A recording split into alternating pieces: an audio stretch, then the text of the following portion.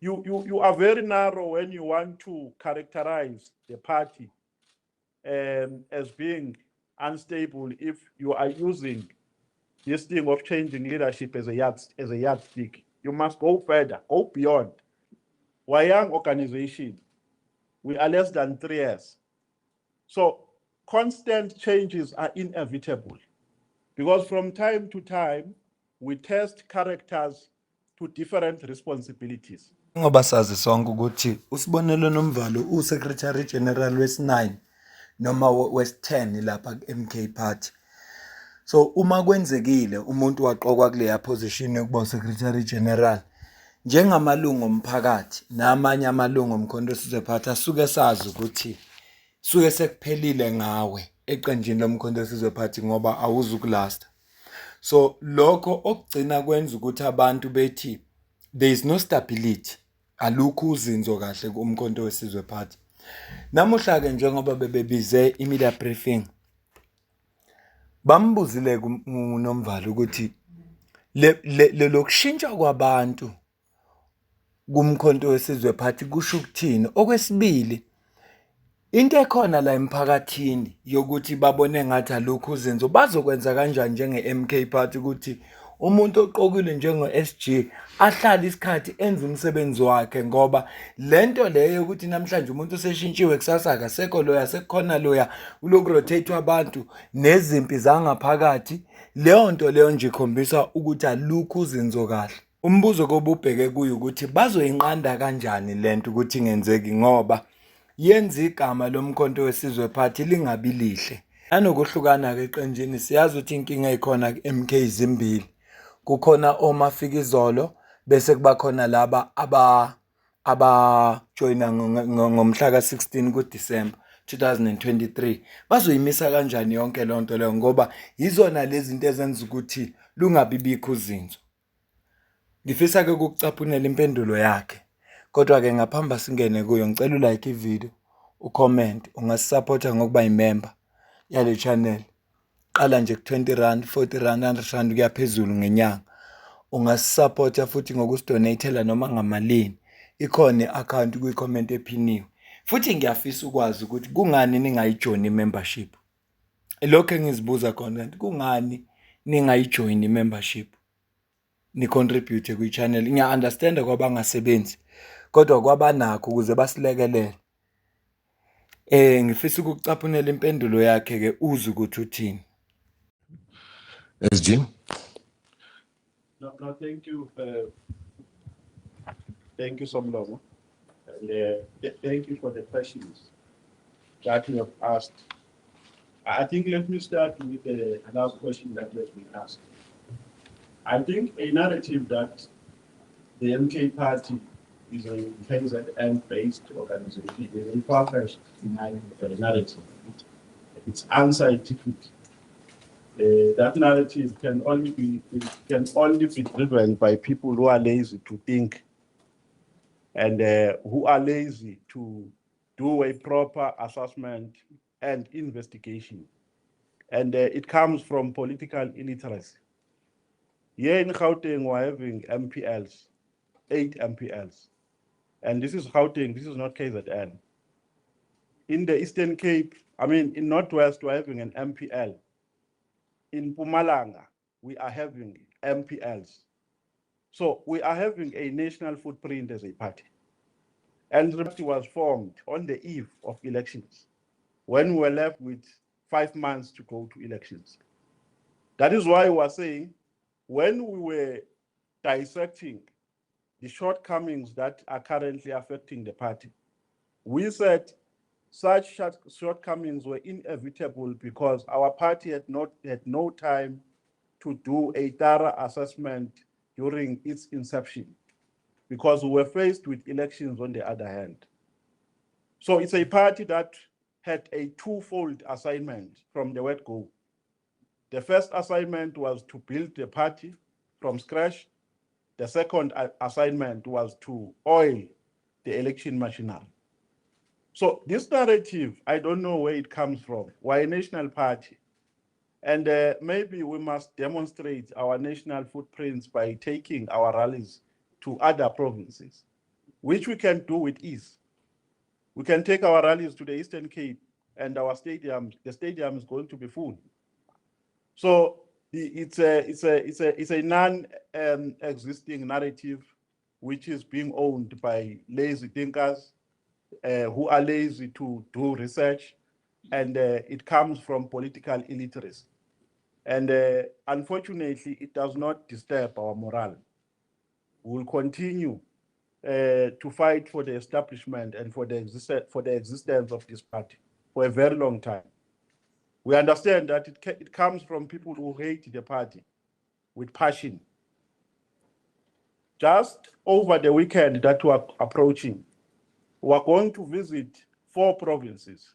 We will go to Gauteng, we will go to Mpumalanga, we will go to the Western Cape. In the Western Cape, by the way, we won a by-election. So an organization which is based in one province, how can it win by-elections in the Western Cape if it's a KZN organization? Does that mean we passed people from KZN to the Western Cape? No. We are a national footprint organization which is at the formative stage. And this organization is growing both quantitatively and qualitatively. So we just dismiss that with the contempt it deserves, because it does not exist at all, and it's being owned by people who are lazy to do political work or political assessments. Then secondly, on a question of the unity of black parties, I think this is informed by the ideological characterization of the parties that we're talking about. Ourselves and the MK and the EFF, we own the same constituencies who are affected by the same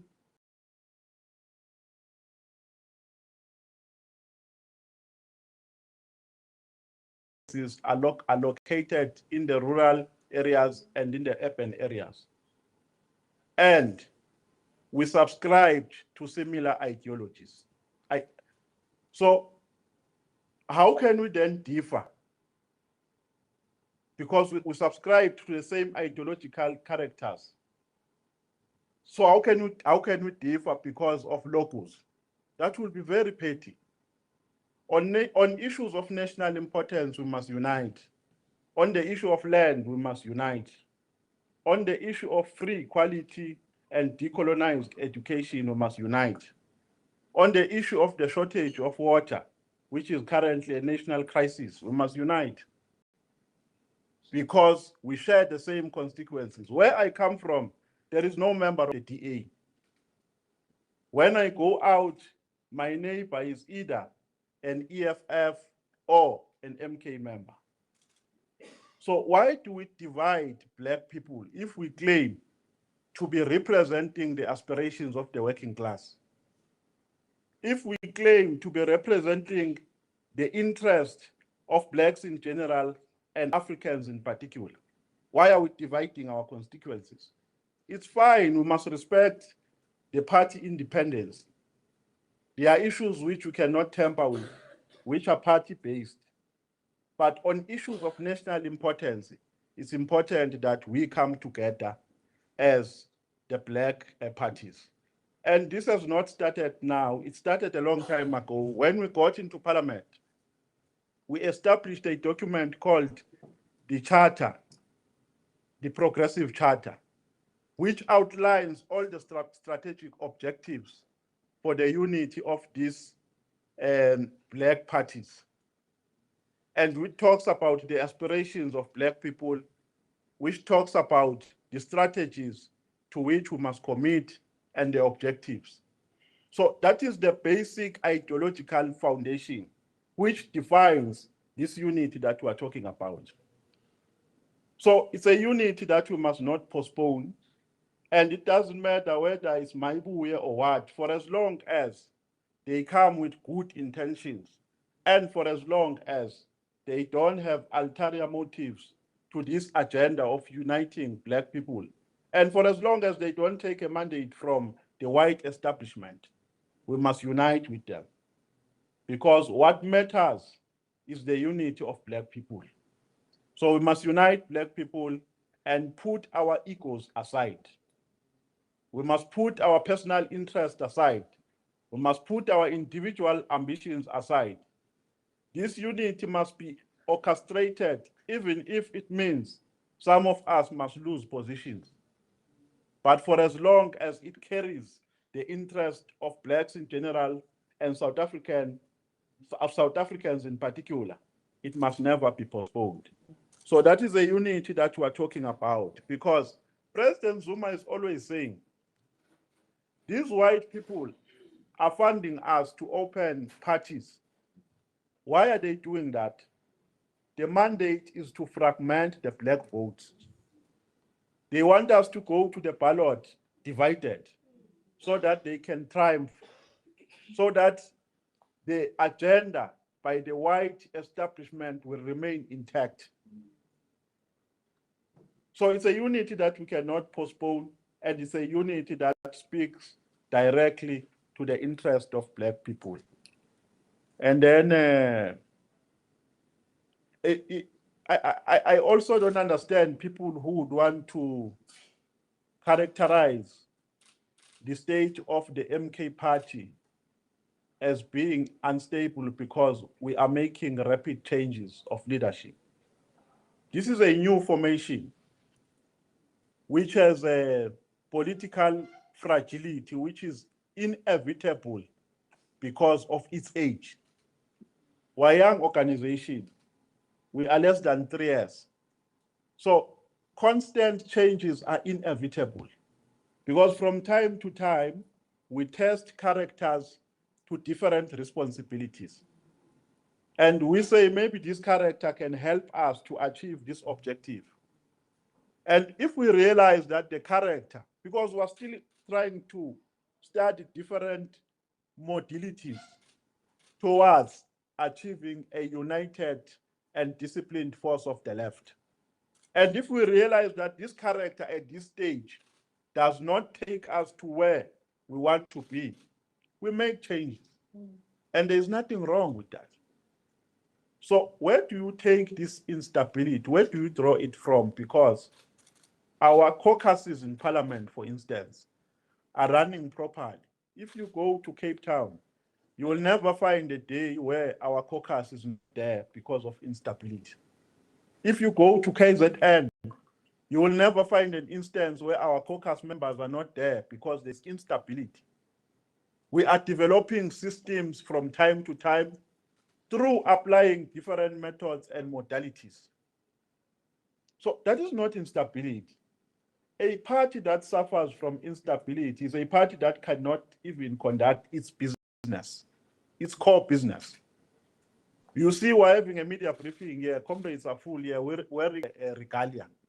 They are charismatic, they are energetic, and they've been energetic since the inception of this party.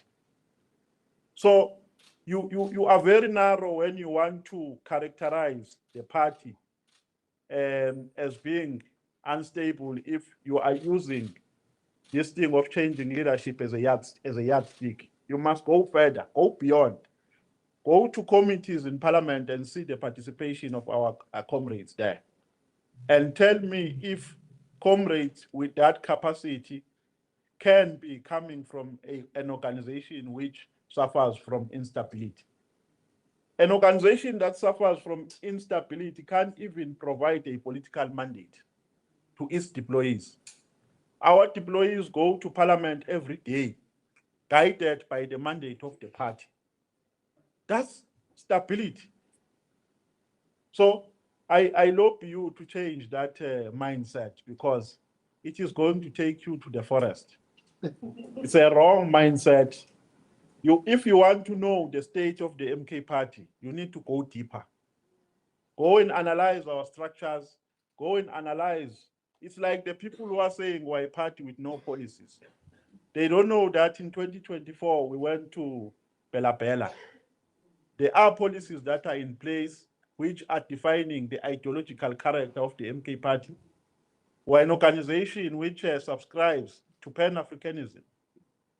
We adopted those policies, and we're saying now we must go back to the policy conference so that we can comprehensively define our aims and objectives and comprehensively define our ideological character. Because the political dynamics are not stagnant. They change from time to time. So it's important for the party to revisit its policies as society continues to mature. So it's a wrong narrative that you must dispense with. Leave it to lazy thinkers to drive it. It's a wrong narrative, it's far-fetched, it does not exist. Even if we can be changed tomorrow, we can be changed or we can be removed. We're not going to view this party as a party with no stability because we are removed from positions. And one thing that we have never done to suit this narrative is to go deeper into the reasons that led to the removal of the people who have been removed. I'm sure we have never done that. That one has been removed and therefore there's instability. That is wrong. The role of investigative journalists and journalists in general is more complex than that, is more broader than that. You can't rely on headlines. If SABC says Mngcwango has been removed, Nomvalo is in, then the party is not suffers from instability. Go deeper. What has led to the removal of that comrade? What has led to the appointment of this comrade? How is this comrade going to carry the mandate of the A party forward? What qualities does he have that the other does not have for this particular task? I think that is what you must do so that you will have a narrative which carries some substance.